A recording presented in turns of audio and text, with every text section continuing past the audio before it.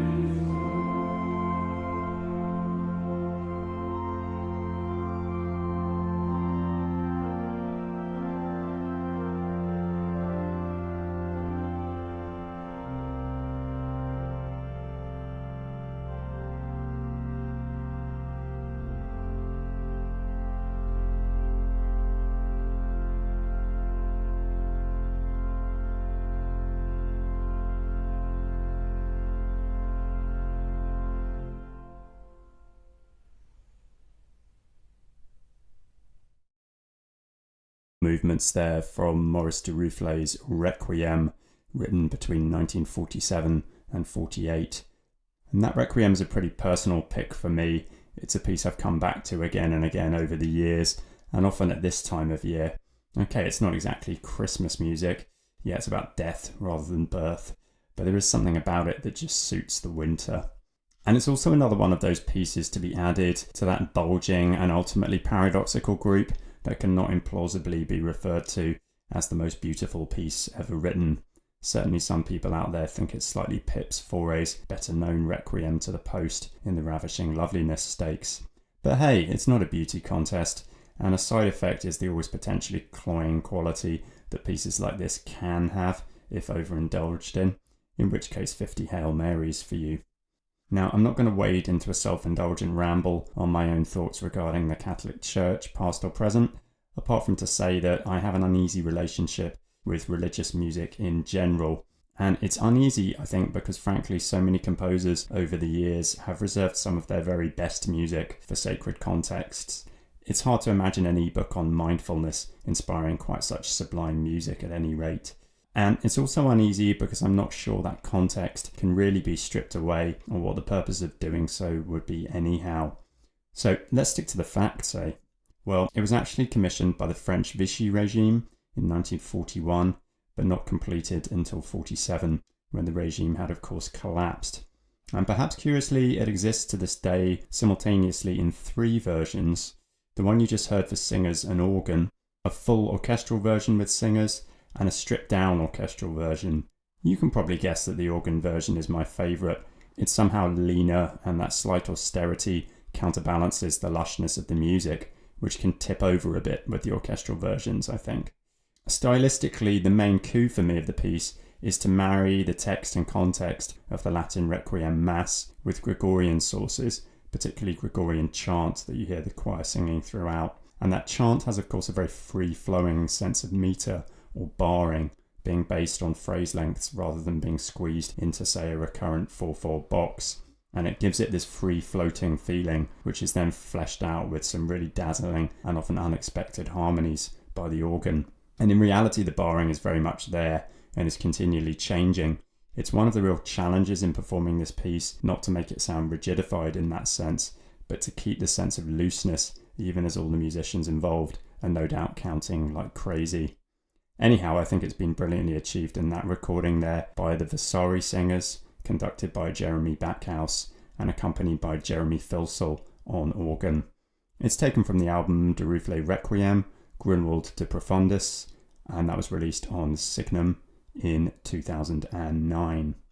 And just because, really, I'm going to play some further movements from that piece to close out this show. So if you like what you've heard so far, then of course, stay tuned.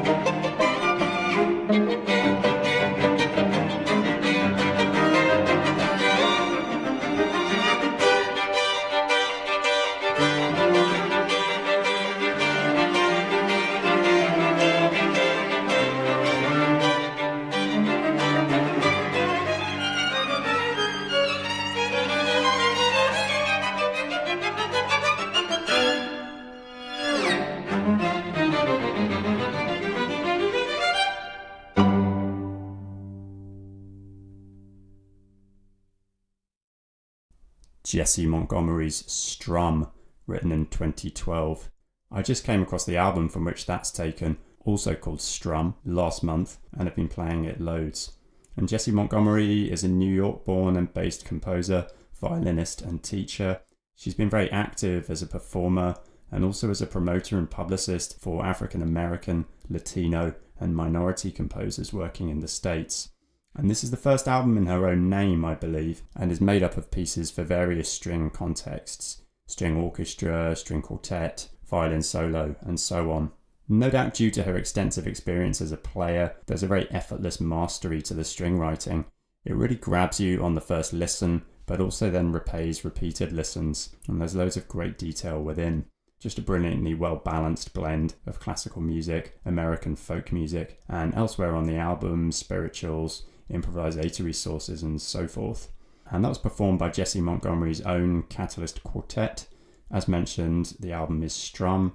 It was released on Azika in 2015. A brief but brilliant sliver of electroacoustic sound now. This is Beatrice Ferreira.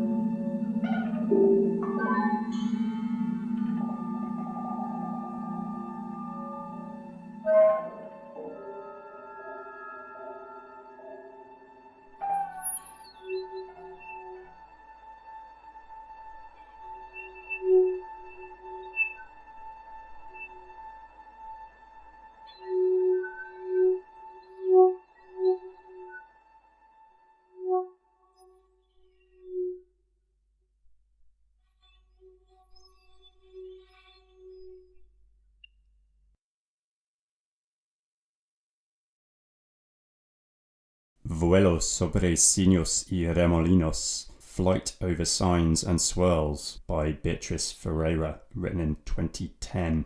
She's Argentinian, an ex-student of Ligeti and Nadia Boulanger, and she's been very active as part of GRM, the Groupe de Recherche Musicale, that collective for electronic musicians originally established by Pierre Schaeffer and including the likes of Xenakis, Luke Ferrari and Bernard Parmigiani.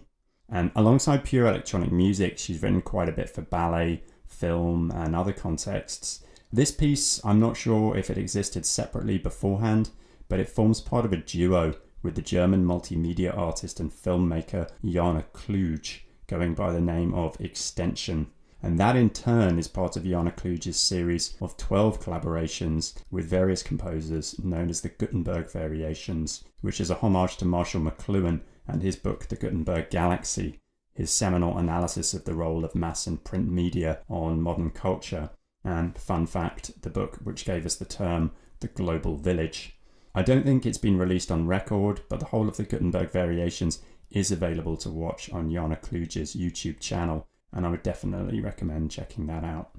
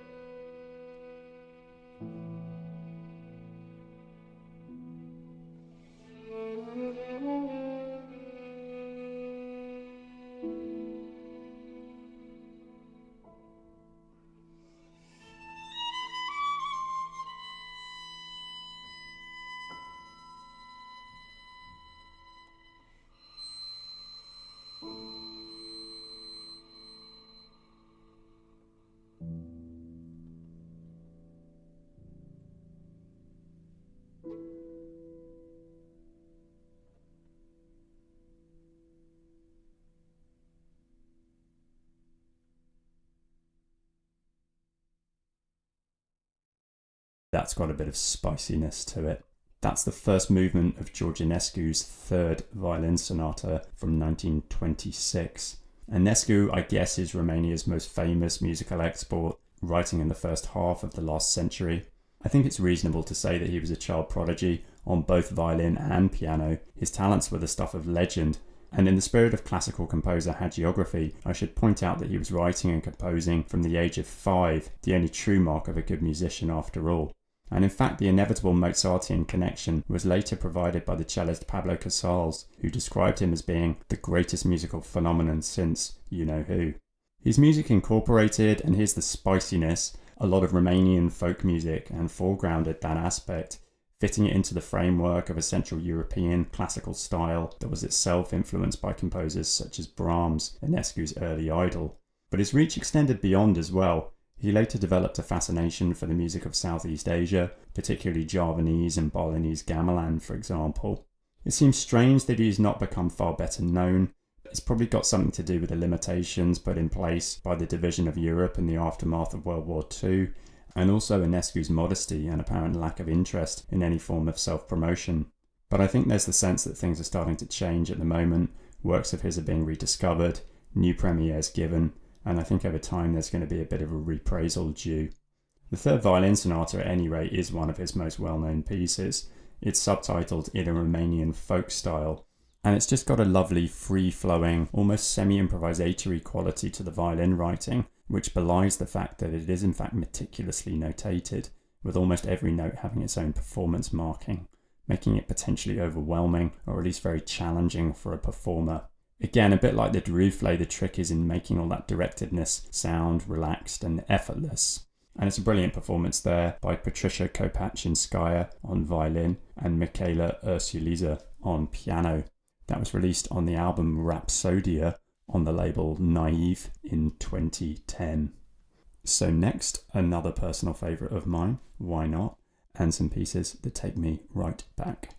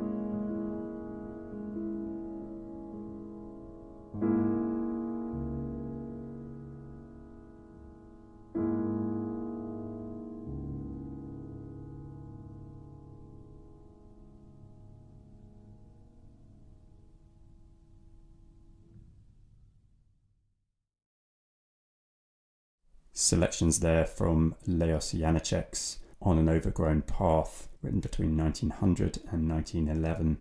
You heard Our Evenings, A Blown Away Leaf, The Madonna of Friedeck, Words Fail, Good Night, and The Barn Owl Has Not Flown Away. So Janáček, Czech of course, and now very well known I think for his fusion of European classical composers such as Dvořák with Slavic and Moravian folk musics. He was an ethnomusicologist as much as a composer, and really creating a very unique hybrid in the process. And these pieces are probably his most well-loved piano works from an admittedly relatively small output. They fall into a cycle spread over 2 books, the second never finished, written between 1900 and 1912. And they're based on Moravian folk sources and were originally written for harmonium. And you can catch some videos of the harmonium version online, which definitely gives them a very rootsy feel that, to be fair, is somewhat lost with the piano version, despite the gains that are also made there. Janáček's got a strange musical biography. Those pieces were written in his later years, whilst he was still almost completely unknown as a composer, apparently even within his native Moravia. This was pre the formation of the now former Czechoslovakia. But at which point he seemingly almost inexplicably created a series of masterpieces for which he is now known. The Sinfonietta, the operas Eunufa and the Cunning Little Vixen, and so on. And this artistic outpouring was said in part to be inspired both by the recent death of his second child and also his unrequited love for a much younger woman. And the family tragedy in particular seems to hang over the pages of these piano pieces, which have a remarkable sense of intimacy to them, and to me the constant feeling of tumultuous emotion being held in check. I should be careful to try and disassociate my own nostalgia for them from my current view, but I think it is fair to say that no matter where you are approaching them from, they are extremely evocative, very direct, and never anything other than economical, with the relaying of what might be called their poetic or descriptive ideas. And above all, they seem to speak to me of the magic and ultimately the mystery of childhood. There is also a very interesting stylistic logic to them that's not really like anything else I've come across. Yes, they're melodic, coming out as they are of 19th century romanticism, but they're also remarkably modernistic, even minimalistic, considering the time in which they were written, with looping aphoristic repetitions and hypnotic changes of meter. That was performed by Clara Wirtz on piano and taken from her album Janáček Kodai Piano Music, put out on the label Piano Classics in 2016.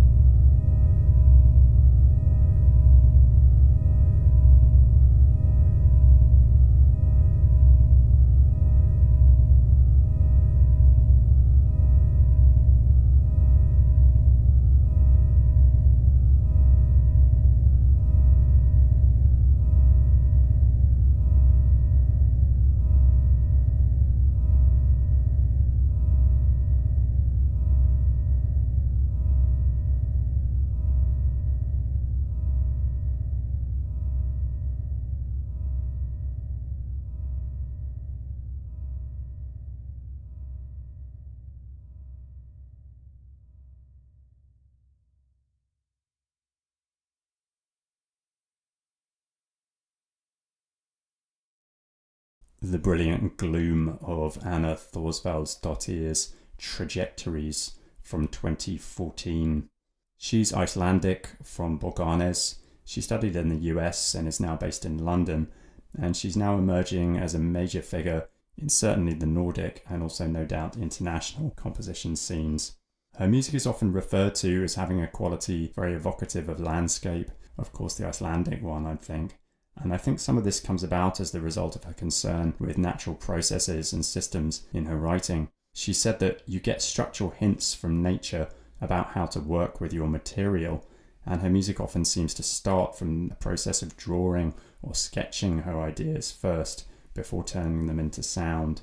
This piece, Trajectories, stood out to me from amongst other great pieces on her album Aerial. It's actually a collaborative work for piano, electronics and projection, and was commissioned by the Reykjavik Centre for Visual Arts, and you can see some of what I think is the original performance with visuals online. It's just got a brilliantly bleak quality, I think, and have to really stop banding around the phrase pure atmosphere about various pieces on this show, but I mean, come on. That was performed by Tina Thorsteinsdottir on piano, with Anna Thorsvaldsdottir electronics and Sigurður Guðjónsson on visuals. Apologies for pronunciation there. And as mentioned, the album is Aerial. It was released on Deutsche Grammophon in 2015.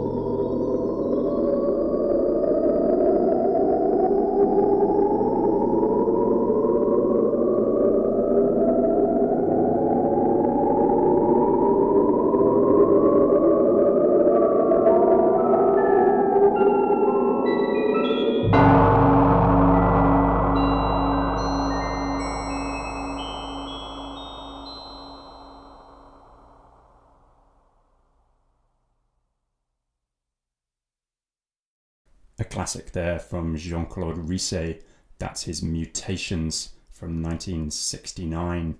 And Risset, who died just a couple of years ago, was a real pioneer of electronic music. As well as heading up the computer department at IRCAM in Paris, he was one of the pioneers of FM synthesis and spectral analysis, and really started to bring synthesis across the pond to Europe from where it had originally been developed by Risset's teacher, the legendary Max Matthews, in his work at Bell Laboratories.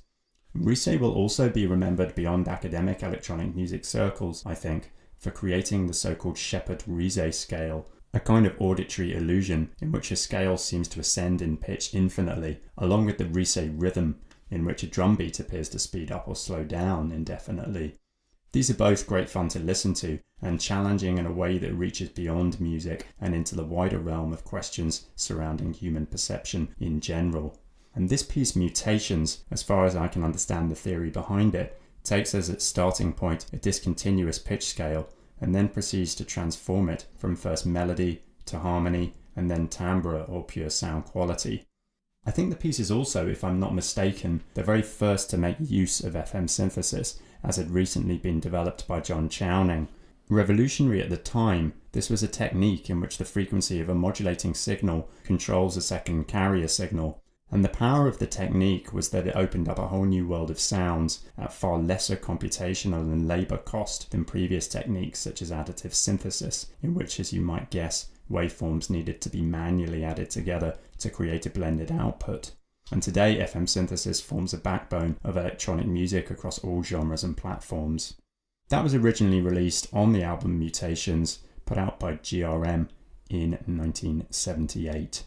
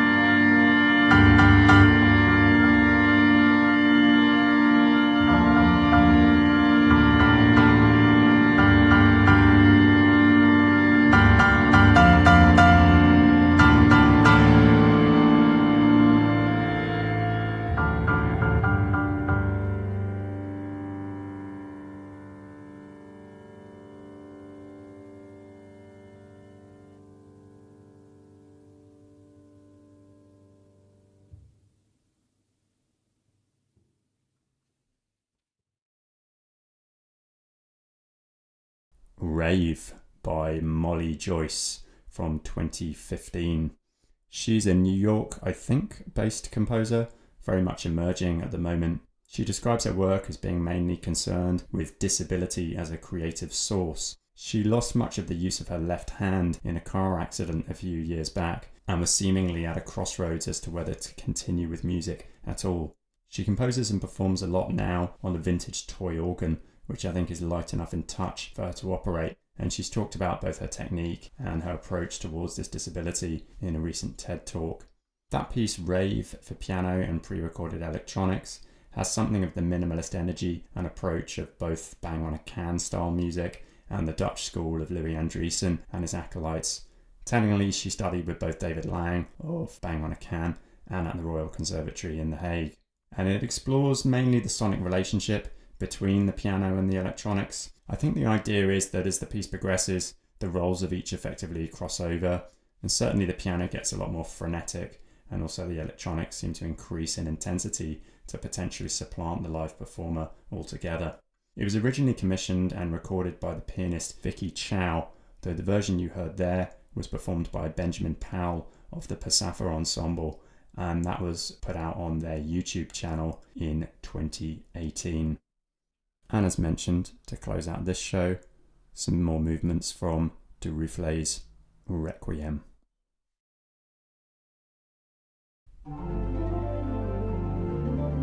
Sanctus,